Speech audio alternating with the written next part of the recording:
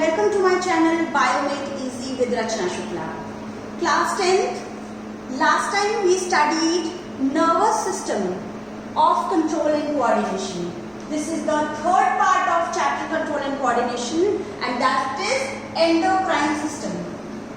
Okay, endocrine glands of human beings. There are so many glands, so many endocrine glands in human beings, but in class 10 CBSE board there are only 6 glands in your syllabus, so we are going to focus on that 6 glands, their hormones and function. So first gland is pituitary gland located in the brain region. Second gland is the thyroid gland located at the neck region. Third one is adrenal gland. Fourth is, this is fourth, pancreas. Then fifth, one pair of ovary in female and one pair of testes in male. So there are 6 glands, 6 endocrine glands in our syllabus. So let's start. What are endocrine glands? Endocrine glands are ductless gland. ये बिना duct की glands हैं. कैसे होती हैं? जैसे कि ये ग्लैंड है कोई, तो यहाँ से अपना सिक्रीशन पोर करेगी, यहाँ पर है duct. This is the duct. Okay, ये डक्ट है इसकी. इस डक्ट के थ्रू सिक्रीशन इसका निकलेगा बाहर. What is ductless gland? इस तरह की ग्लैंड जहां पर कोई डक्ट नहीं है, सीधे इसका सिक्रीशन ब्लड में चला जाए. तो ये डक्टलेस ग्लैंड है जो एक केमिकल सिक्रीट करती है जिसे कहते हैं हार्मोन, और ये केमिकल किसी खास टारगेट ऑर्गन में जाता है. टारगेट ऑर्गन सिक्रीशन की साइट से बहुत दूर भी हो सकता है. सपोज पेनक्रियास, ये जो पेनक्रियास ग्लैंड है यहाँ पर है और इसका टारगेट ऑर्गन एक हार्ट भी होगा. तो इस तरीके से ये अपने स्पेसिफिक टारगेट ऑर्गन में जाती है. ये केमिकल सिक्रीशन हार्मोन जिसे कहते हैं, जो डक्टलेस ग्लैंड एंडोक्राइन ग्लैंड से निकली है. वो ग्लैंड जिनमें डक्ट होती है उनको नॉर्मल एक्सोक्राइन ग्लैंड कहते हैं. ये है एंडोक्राइन जिनमें डक्ट नहीं होती है. एक्चुअली हमने जो नर्वस सिस्टम पढ़ा, अगर बॉडी की ईच एंड एवरी सेल को रेगुलेट करना है तो नर्वस सिस्टम सफिशिएंट नहीं है. पर chemical system, this system of chemical control that is endocrine system, cell each and every cell तक कंट्रोल करने के लिए रिस्पॉन्सिबल होगा. तो अब हम देखते हैं ये केमिकल रिलीज करेगा जिसे हम हार्मोन कहेंगे. फिर से वही चीज, कौन कौन सी ग्लैंड्स है हमारे सिलेबस में? पिट्यूटरी है, थायराइड है, एड्रिनल है, पेनक्रियास है, टेस्टिस एंड ओवरी. ओके, तो these 6 glands are there in our syllabus. Let's start one by one. सबसे पहली ग्लैंड है हमारी पिट्यूटरी ग्लैंड, जिसे मास्टर ग्लैंड भी बोलते हैं. और ये आपके ब्रेन में, आपने पढ़ा था ब्रेन का स्ट्रक्चर, वहां पर थैलेमस हाइपोथैलेमस आपने सुना था. वहीं से पिट्यूटरी, छोटी सी स्मॉल पी शेप की ये ग्लैंड है. ये पिट्यूटरी ग्लैंड, मास्टर ग्लैंड हमारे ब्रेन में लोकेटेड है. वैसे तो बहुत सारे हार्मोन सिक्रीट करती है. The one hormone which you have to study is growth hormone. It releases, it secretes growth hormone. बहुत क्लियर है नाम से. क्या कराएगा? Growth and development of the body को ये रेगुलेट करेगा. ग्रोथ हार्मोन पिट्यूटरी से निकला हुआ, ये बॉडी की ग्रोथ और डेवलपमेंट को रेगुलेट करेगा. कई बार आपने देखे होंगे एक्सट्रीमली टॉल लोग, कभी आपने बौने लोग देखे होंगे, डॉर्फ देखे होंगे. सी व्हाट हैपेंस, अगर ये ग्रोथ हार्मोन की डेफिशिएंसी हो जाए किसी बच्चे में, चाइल्डहुड कंडीशन में ही, तो deficiency of this growth hormone means proper growth नहीं हो पाएगी. The condition will be dwarfism. Dwarfism condition होगी. पर क्या होगा अगर excess of growth hormone release हो, तो नॉर्मल हाइट से कहीं ज्यादा हाइट हो जाएगी, तो जायंट बन जाएगा, बहुत ज्यादा बड़ा, एक्सट्रीमली टॉल हो जाएगा. Condition is gigantism. Dwarfism, deficiency of growth hormone or high level of growth hormone will result into gigantism. Next, thyroid gland. यहाँ located होती है neck region में. This is the thyroid gland. किस shape की है? ये bow shape. आप tie पहनते ना bow, तो ये बो शेप की है, नेक रीजन में लोकेटेड है थायराइड ग्लैंड। और क्या होता है, ये कौन सा हार्मोन रिलीज करती है? थायराइड से मिलता जुलता नाम thyroxine. Thyroid gland thyroxine hormone. Thyroxine hormone क्या करता है? Very important function, it regulates protein, fat and carbohydrate metabolism. See, carbohydrate, protein and fat metabolism को रेगुलेट करता है थायरॉक्सिन हार्मोन, जो कि थायराइड ग्लैंड से रिलीज होता है। ठीक है, अब क्या होगा, एक बहुत इंपॉर्टेंट बात कि थायराइड ग्लैंड को अपना हार्मोन थायरॉक्सिन रिलीज करने के लिए आयोडीन की जरूरत पड़ती है। आपने कई बार सुना होगा कि आयोडीन नमक खाना चाहिए, आयोडाइज्ड सॉल्ट खाना चाहिए। क्या होता है, इस आयोडीन की जरूरत है थायराइड ग्लैंड को थायरॉक्सिन रिलीज करने के लिए। तो अगर थायराइड नहीं रिलीज कर पाएगी, मीन्स अगर डेफिशिएंसी ऑफ आयोडीन होगी हमारे डाइट में, तो it will result into deficiency of thyroxine hormone and the disease is goitre. Goitre क्या होगा, ये नॉर्मल साइज की थायराइड है ग्लैंड, और ये थायराइड ग्लैंड बड़ी हो गई, एनलार्ज हो गई। ठीक है, तो अगर आयोडीन की डेफिशिएंसी है हमारे बॉडी में, हमारे डाइट में, तो नॉर्मल सी थायराइड ग्लैंड बड़ी हो जाएगी, एनलार्ज हो जाएगी, the condition will B goitre. और क्या इसका सिम्टम है? स्वेलिंग नेक, नेक में स्वेलिंग आ जाएगी, सूज जाएगा। This is the goitre disease. Simple इसका सोल्यूशन क्या है? आयोडीन को अपने डाइट में इंक्लूड करना, जो बहुत ही माइक्रो में हमें चाहिए। इसकी डाइट बहुत थोड़ी चाहिए, बहुत ज्यादा नहीं चाहिए। नेक्स्ट है, आपने कई बार सुना होगा कि किसी इंसान को शुगर लेवल बढ़ा है, डायबिटीज है, उसे मीठा खाना मना है। It's very common nowadays.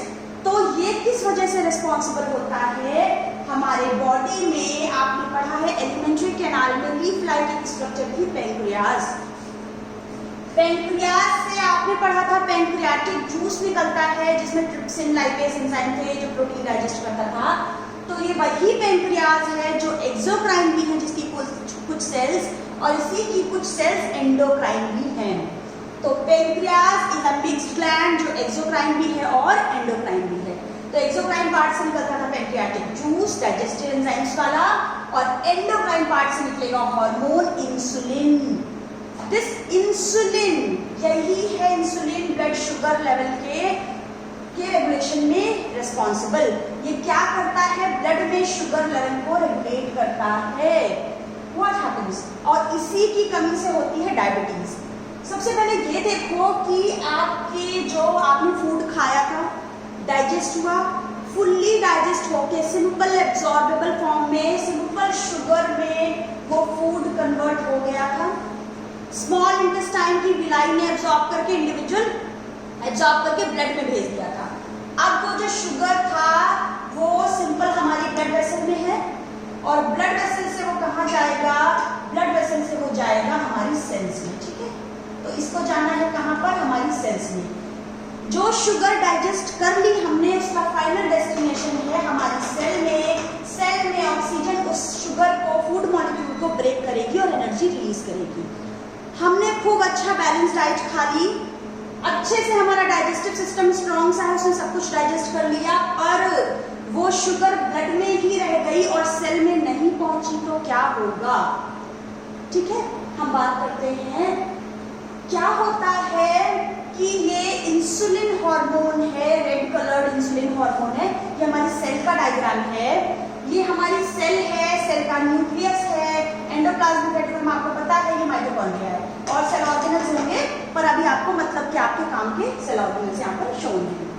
तो हमारी सेल के प्लाज्मा मेम्ब्रेन पे इंसुलिन का रिसेप्टर है। रिसेप्टर मीन्स इंसुलिन को अपने पास रिसीव करेगा, रोक के रखेगा। तो इंसुलिन का रिसेप्टर है। जब यहाँ इंसुलिन नहीं आई है, इंसुलिन अभी इस रिसेप्टर के पास नहीं पहुंची है, तो इस सेल के प्लाज्मा मेम्ब्रेन पे या सेल के दरवाजे पे ये जो बैठा है, ये जो चैनल है, ये गेट है इसका, ये बंद रहेगा। शुगर को अंदर एंट्रेंस देने वाला गेट बंद है। In absence of insulin this channel for glucose is closed, जिससे कि it will not allow any glucose molecule to enter. ये ग्लूकोज बाहर ही रह गए हैं, ये अंदर एंटर नहीं हो पाए हैं. What will happen?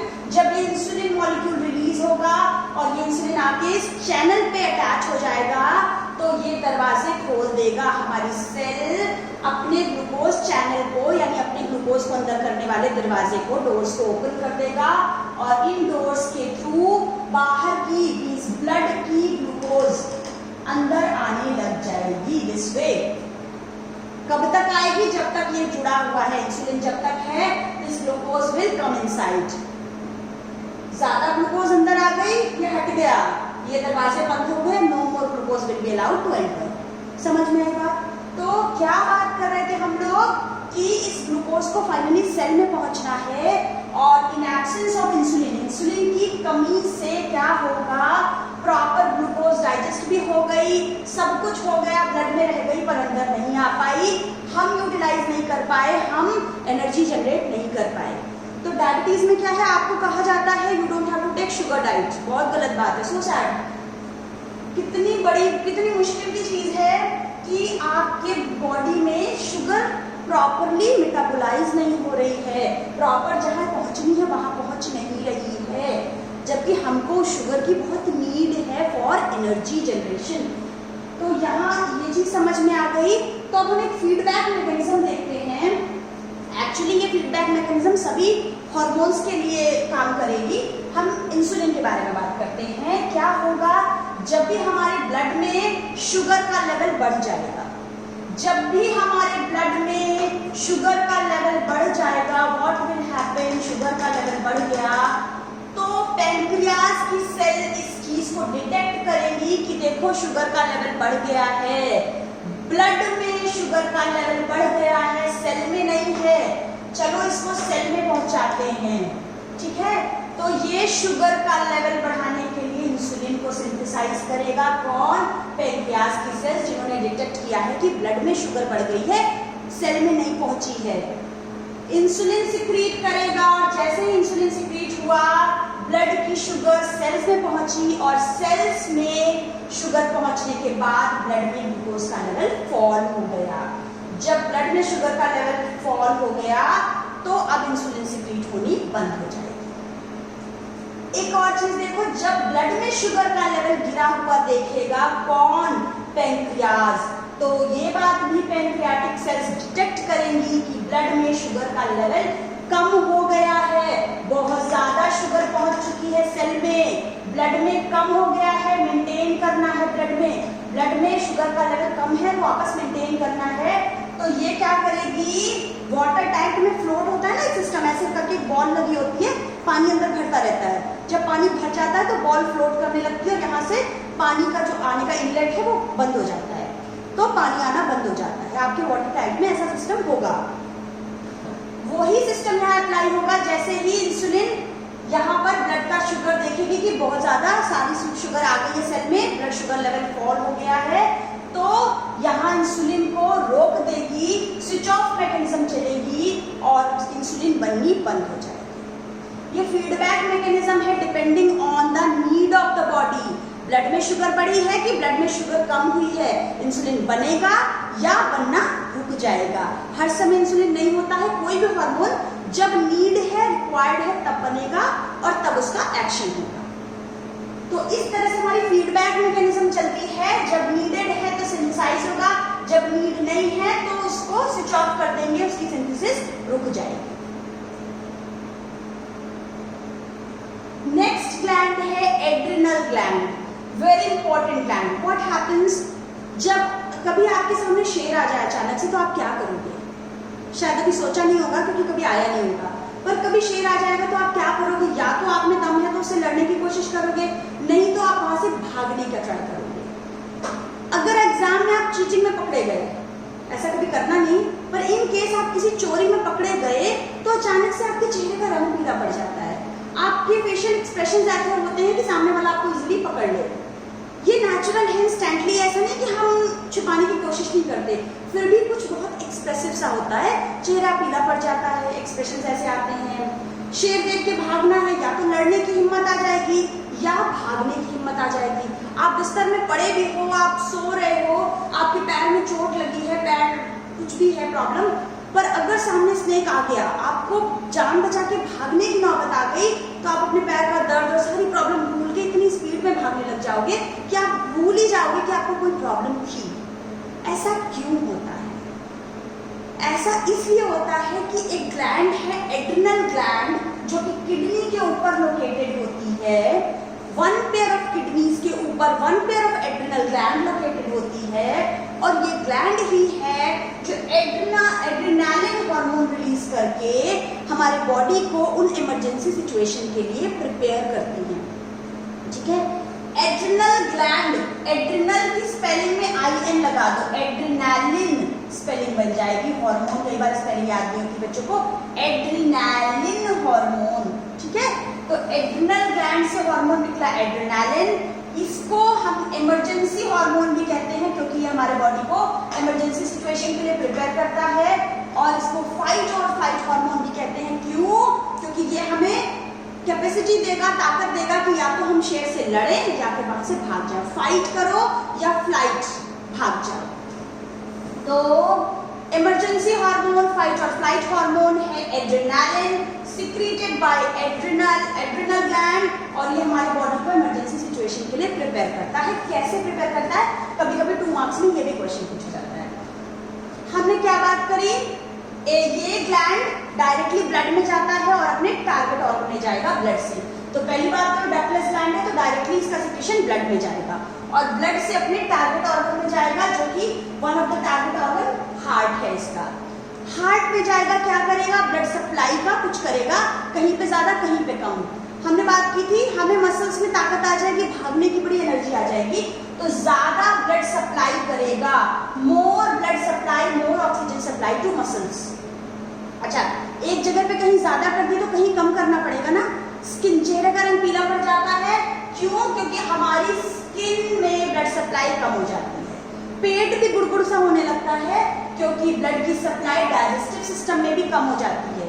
तो blood supply to digestive system and skin is reduced. और क्या होता है? हमें भागने की ताकत आ जाती है, स्केलेटल मसल्स में ज्यादा ब्लड जाने लगता है, स्केलेटल मसल्स में ज्यादा ऑक्सीजन भी जाने लगती है। स्केलेटल मसल जानते हो ना, जो आपके स्केलेटल सिस्टम के ऊपर मसल्स हैं।